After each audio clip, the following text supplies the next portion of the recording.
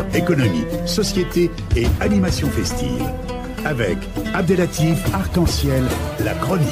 Mesdames et messieurs, retour au direct et comme ça a été annoncé, nous sommes heureux d'être en ligne avec monsieur Richard Labivière. Bonjour et bienvenue dans l'émission Arc-en-Ciel. Bonjour. Préciser à notre auditoire que monsieur Richard Labivière, rédacteur en chef de l'hebdomadaire en ligne proche moyen Thierry de 6orient.ch, donc c'est en Suisse, si j'ai bien compris, oui, et collaborateur d'Afrique, Asie, ancien grand reporter à la télévision suisse, Romande TCR, rédacteur en chef à Radio France Internationale et de la revue Défense de l'Institut des hautes études de défense nationale, IHEDN, et les consultants en question de défense et sécurité, auteur d'une vingtaine d'ouvrages dont Les dollars de la terreur. Monsieur Richard Labivière, la question qui s'impose, pourquoi la France fait l'objet d'un tel critique virulent, parfois outraçant? Écoutez, je crois qu'il faut remettre les choses en perspective aujourd'hui où les télévisions continuent et les médias généralistes, si vous voulez, perdent la mémoire et le sens de l'histoire.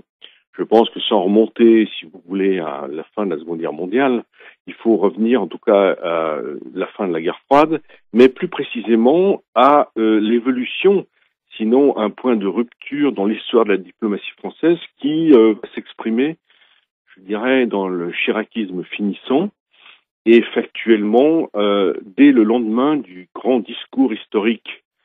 Souvenez-vous de Dominique de Villepin, ce grand discours à la Malraux, où le 13 février 2003, le ministre Dominique de Villepin, ministre des Affaires étrangères de la France, se pose dans un discours, je dirais, très émouvant et très argumenté à la participation de la France à une nouvelle guerre en préparation par la Grande-Bretagne et les États-Unis contre l'Irak, sous prétexte qu'il y aurait eu en Irak des armes de destruction massive qu'on n'a jamais trouvées et que Saddam Hussein aurait entretenu des liens avec Osama Ben Laden, ce qui est totalement faux et totalement fabriqué. Il est clair, moi j'étais dans la tribune de presse du Conseil de sécurité et très habitué à ce lieu où j'ai travaillé pendant 4 ans, et le Conseil de sécurité est un lieu où on murmure et où l'on chuchote, et là, dès la fin de son discours, Dominique de Villepin est applaudi, les gens se lèvent, et il y a une ambiance extraordinaire. Dominique de Villepin sort de la salle du Conseil et pendant une demi-heure, face à un mur de caméras du monde entier, dans un anglais parfait, va exprimer la position de la France. Ça, c'est ce que j'appelle le chant du cygne, le sursaut gaulliste, sinon gaulien, de la diplomatie française, puisque dès le lendemain, malheureusement, rien n'était prévu par le Quai d'Orsay pour accompagner cette prise de position. Et à partir de ce chant du cygne, de cet événement, eh bien, les États-Unis vont faire payer à la France très cher cette prise de position dans l'enceinte des Nations Unies, mais dans toutes les enceintes internationales, à commencer par l'OMC, l'OCDE, l'Union européenne, etc., etc. Et donc, si vous voulez, survient le G8 d'Évian en juin 2003, où je participais également. Je couvrais l'événement pour Radio France Internationale. Et souvenez-vous, à ce moment-là, donc évidemment, George Bush est furieux contre la France. Il ne vient pas à Évian, il dort à Genève. Il vient en hélicoptère à Évian, il ne passe que 20 minutes, il ne fait pas de conférence de presse et il s'en va. Et au pied, je l'ai vécu, au pied de l'hélicoptère, Chirac se tourne vers ses collaborateurs, où se trouvait parmi lesquels Jean-David Lévy, l'ambassadeur de France à Washington, Maurice Gourdeau-Montagne, son conseiller diplomatique, et quelques autres. Et il dit, c'est du Chirac, écoutez, il faudra trouver quelque chose pour me réconcilier avec ce connard que je dois revoir dans quelques jours pour les festivités du débarquement sur les plages de Normandie en juin 2003. Et donc c'est à partir de cet événement-là que Jean-David Lévy va prendre l'initiative de la résolution 1559, c'est-à-dire que Jean-David Lévy propose à Chirac de faire 3 choses. La première, c'est d'aider les Américains dans leur opération antiterroriste en Afghanistan, dans l'opération Enduring Freedom. Deuxième élément, c'est d'extirper, de sortir le père Aristide d'Haïti qui embêtait souverainement les États-Unis dans l'arrière-cour américaine d'Haïti, et donc ainsi les Français exfiltrent le père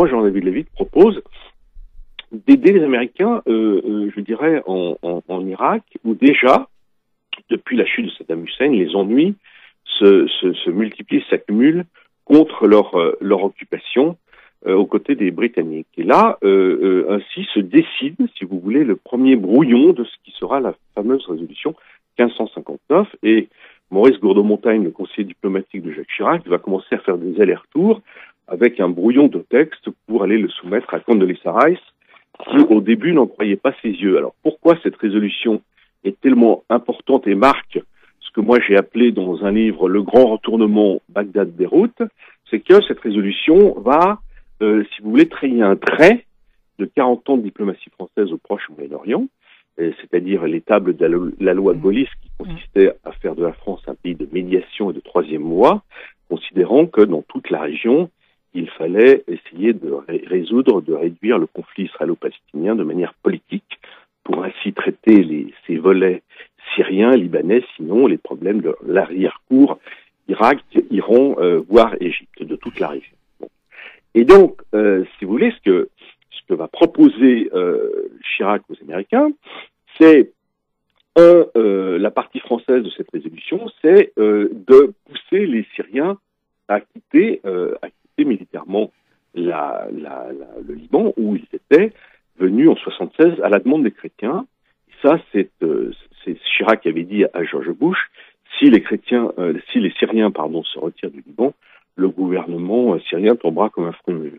Et deuxièmement, dans le texte de cette fameuse résolution, il est accepté, là c'est ce deuxième pan de cette résolution de rédaction américaine, consiste à viser le désarmement des milices libanaises, entre guillemets, principalement le Hezbollah libanais, qui, bien que n'étant pas une milice, en tout cas, est une obsession israélo-américaine.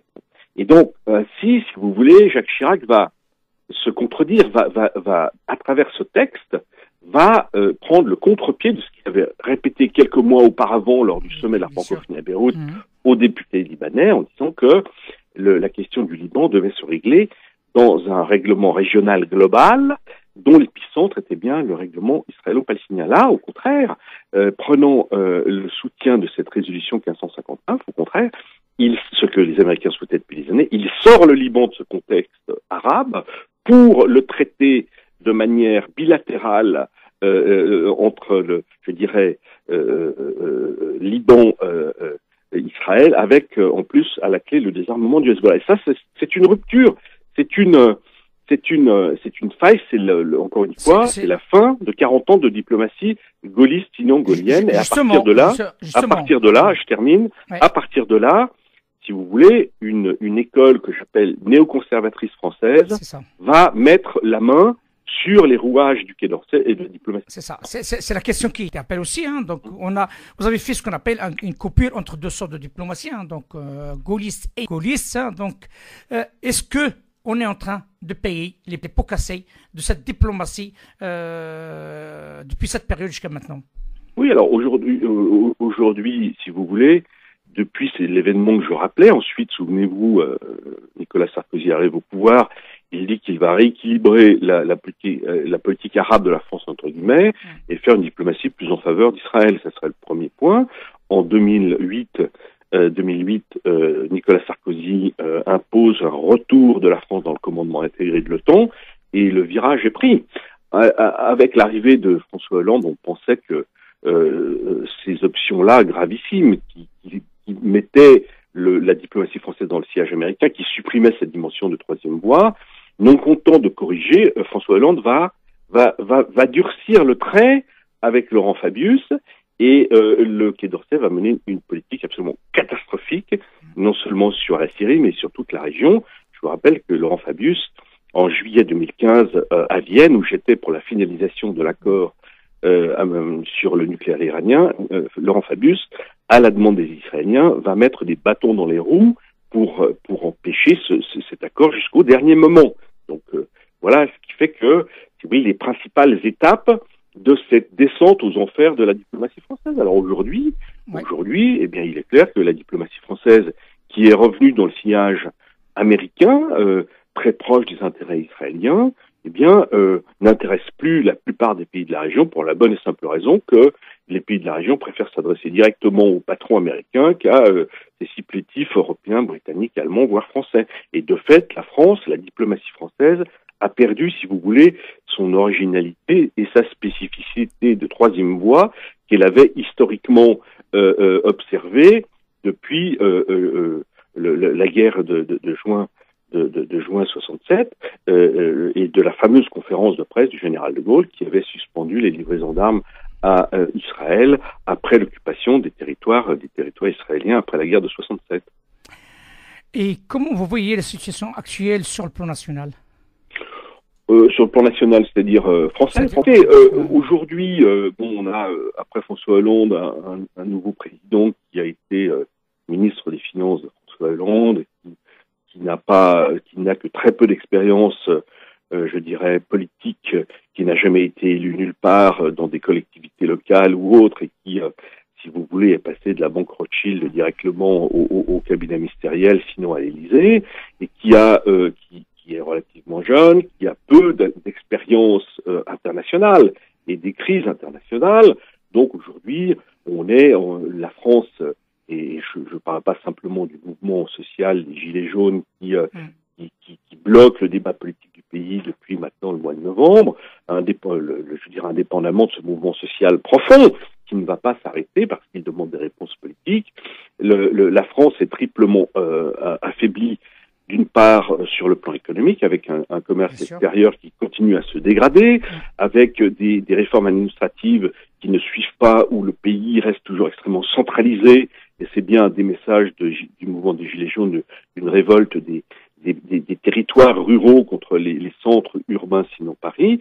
Et le troisième aspect, c'est l'affaiblissement, donc compte tenu des deux points précédents, de sa voix à l'étranger et de sa diplomatie, qui, si vous voulez, improvise au coup par coup et qui, dernièrement, amène la France éternelle, si vous voulez, dans le sillage des États-Unis et de l'Union européenne à reconnaître un opposant au Venezuela au-delà en profond mépris et au-delà de tous les principes du droit international et notamment de l'article 2 de la Charte des Nations Unies qui protège la souveraineté des États membres. Quoi qu'on pense de Maduro et de la situation actuelle au Venezuela, imaginez 2 secondes que n'importe quel opposant français, et je ne pense pas seulement à Jean-Luc Mélenchon et Marine Le Pen, s'autoproclame président par intérim de la France, que feraient les pays étrangers. Et c'est ce qui explique, si vous voulez, les oppositions actuelles entre Madame Merkel et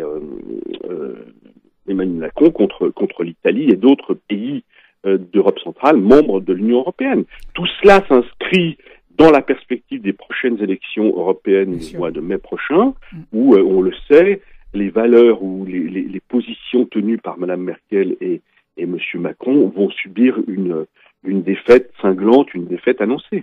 Écoutez, le temps ne dira comment ça va se faire, mais juste, il y a un point, j'aimerais bien, c'est la dernière question si vous le permettez. Vous ne croyez pas qu'on constate qu'il y a un mutisme un petit peu flagrant des élites, des vraies élites politiques français Vous savez, la trahison des élites est une vieille thématique récurrente de l'histoire de France, de la Révolution française, avec une aristocratie émigrée qui veut tuer la Révolution et la première constituante de 1792. Après, vous avez de manière récurrente, je ne pense pas seulement à Talleyrand, mais à d'autres élites diplomatiques, politiques, économiques qui vont trahir régulièrement les intérêts de ce pays. Je pense à l'effondrement de mai 40 et après à la confrontation entre le gouvernement de Vichy et heureusement la France libre du général de Gaulle et du Conseil national de la résistance. Je vous rappelle au passage que dernièrement Emmanuel Macron à plusieurs reprises a critiqué, a ironisé quant au programme du Conseil national de la résistance et ses nationalisations et ses services publics, considérant que tout ça, c'était des vieilleries. Alors que pour quelqu'un qui prétend présider notre pays, c'est un point d'histoire majeure qui a permis, le Conseil de la résistance de Jean Moulin et de général de Gaulle ont justement permis à la France de retrouver son honneur et toute sa place après la Seconde Guerre mondiale, grâce au général de Gaulle, par un siège permanent au Conseil de sécurité et par une politique de dissuasion nucléaire autonome indépendante des Britanniques et des États-Unis. Donc aujourd'hui, si vous voulez, la France et les intérêts financiers représentés par le président Macron, si vous voulez, appliquent au doigt et à la lettre les directives de la Commission européenne, les directives des grandes banques privées, et je dirais, pour faire vite, d'un capitalisme néolibéral anglo-saxon, mondialisé, financiarisé, où les décisions se prennent à la City de Londres et à Wall Street aux États-Unis. Parfait. Monsieur Richard Labivière, merci infiniment de cet éclairage fort intéressant. Et je vous dis à très bientôt. Au revoir. Merci. Au revoir, monsieur. Merci beaucoup. Au revoir, monsieur. Économie, société et animation festive. Avec Abdelatif Arc-en-Ciel, la chronique.